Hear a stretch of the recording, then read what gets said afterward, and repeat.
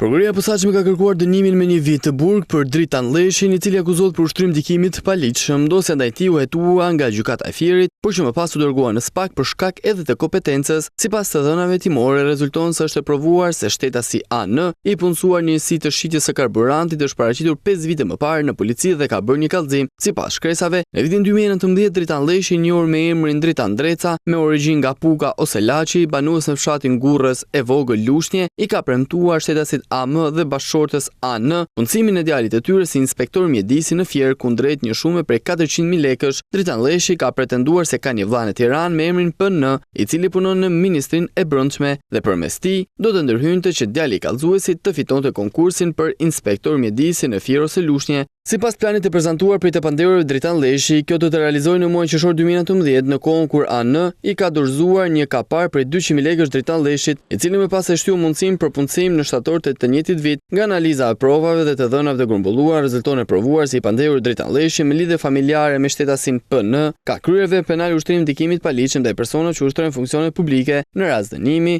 Lleshi do të ulet 1/3 e masës ku përfundimisht mund të dënohet në 8 muaj burg.